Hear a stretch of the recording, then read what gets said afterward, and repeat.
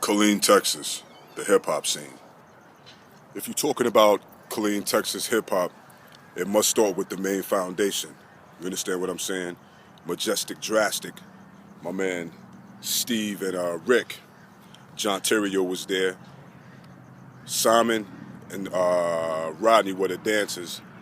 And my man Jeremy Odom, aka Freedom, he was down with the main foundation as well too. The first ones that I know of that was pretty much doing it or striving to do it on a higher scale, but on an independent level as well. These cats I first heard on the radio doing commercials for Fly Guy, and these cats also had a little spot called the Boys Club. One thing about the main foundation that I did admire, definitely have to give it up to those cats, because every Saturday at the Boys Club, they always had the fresh and new routines popping. You understand what I'm saying? For a little bitty ass spot like the Boys Club, you could tell that they had that hunger for better. You know what I'm saying? And just that all-around love for the culture of hip-hop, they definitely did express that at the Boys Club. It was a bunch of kids there. You understand what I'm saying? I was the only motherfucker walking around with a beard, but I still went because, it was hip-hop. Xena was there, Michi was there. A lot of people were there, you know what I'm saying, because that's what we had as far as the closest thing to the most grassroots level of hip-hop in Killeen.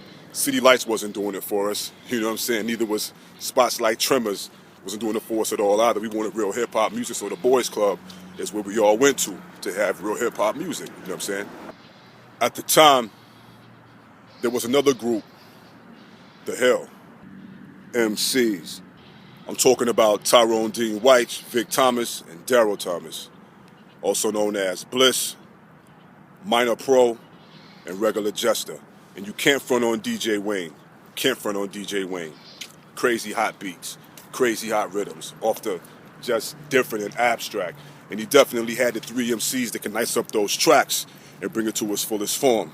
DJ Wayne definitely was, a pinnacle, definitely was a player in the clean music hip-hop scene. Yo, what I can tell you, what I'm definitely sure of, was Tyrone Dean White. This is long before we heard who Das EFX was. Long before you can get online and find new people, new artists or whatever. The style that Das EFX is known for now, Tyrone Dean White, my man Bliss, is the first cat that I heard do that. No joke. Long before Das EFX, my man was the first one to flip that style. Y'all know what I'm talking about. Speaking of first, when Common Sense first came out with that Let Me Borrow a Dollar album, he had a logo on there with a light bulb and the sparks around it. My man Rick Roots, Majestic Fatal, came up with that same logo long before we even heard of Common Sense. That's real talk. I know I was there. I saw them both unfold. That's for real. The Hill and Main Foundation had this little friendly rivalry going on. It was nothing. It never did get out of hand, but it was that hunger for hip hop, hunger for the first crew who was going to make it out clean as far as making it big in the hip hop scene. The Main Foundation and the Hill definitely did have that rival. You know what I'm saying? But it was right for hip hop. You know what I'm saying? For real. It was still togetherness. It was still love, but there was still that small rivalry going on between those two crews. You understand what I'm saying? During this time, I was staying out in the boondocks outside of Killeen, like 45, 30 minutes outside of Killeen, out in the boondocks, in the middle of nowhere.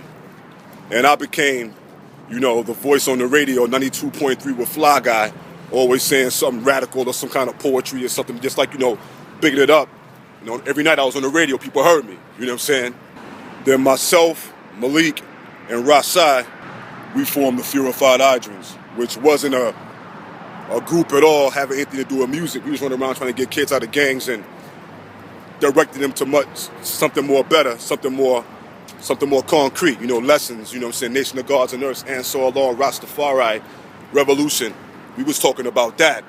And also, I think that we are responsible for ending, senseless gang violence that was erupting all throughout Killeen, but never got no credit for it. You know what I'm saying? Purified Hydrants, we got our introduction at Summer Fun, a little talent show that they had out there. You know what I'm saying? That's when we were made known as far as being additives in the hip-hop, culture in Killeen, Texas. Not only was the Purified Hydrants there at Summer Fun, The Hill was there too. And that's the night we met the Funky Natives. You know what I'm saying? Another crew in Killeen with my man Dot Nice. You know what I'm saying? Dope for real. From there, we mainly got with DJ Casanova and DJ Crash from Austin. By that time, we was all introduced to D Rebel. You know what I'm saying? Brother in the military, rest in peace, D Rebel. Out there, you know what I'm saying, at the stores units. He had a studio right there. You know what I'm saying? During that same time when we was introduced to D Rebel, the main foundation changed their name. Majestic and Drastic was now known as Aggravated Assault. During the same time, the Hill was growing with more members, and they were beginning to be known as Schoolyard Flunkies. I had a feature on Aggravated Assault's song Gutter Mine, recorded at D Rebels. And from there, I met One Son, I met Pharaoh, I met OG Felony, I met Sons of Adam, my man Khalid, you know what I'm saying? And Dot Nice was still doing his thing as well, too. And that was a crew you normally saw. Oh, I forgot D Money, rest in peace. That was a crew you normally saw around D Rebels joint, you know what I'm saying? We was all doing little shows, running around Killeen and shit. I ain't gonna say no names, you know what I'm saying? But we was always bumping into each other, of course. You know what I'm saying? But I ain't gonna say any names, but somebody from my crew, every time he see the Hill, he be like, man, the Hill's here, the Hill's here.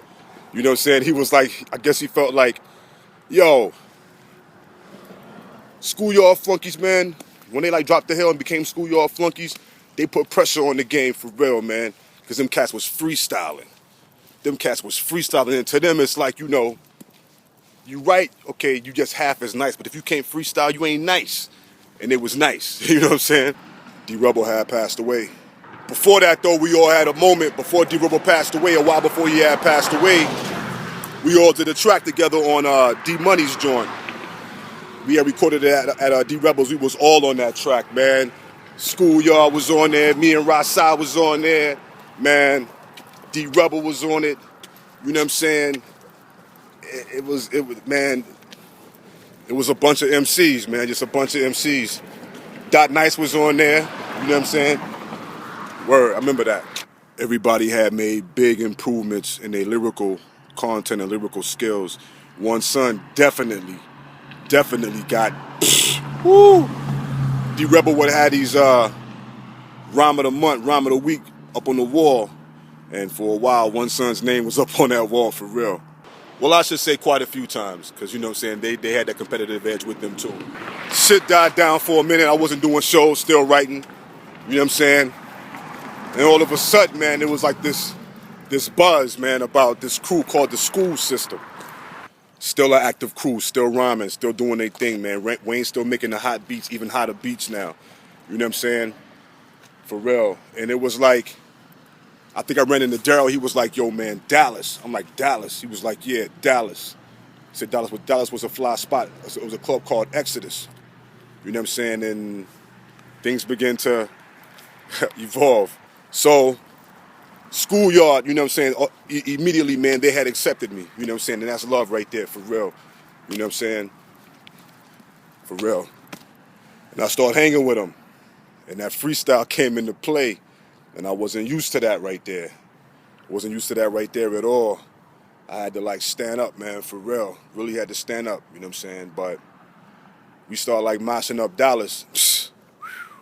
Our first thing in Dallas was at Club Exodus. It was a battle of the MCs. You know what I'm saying?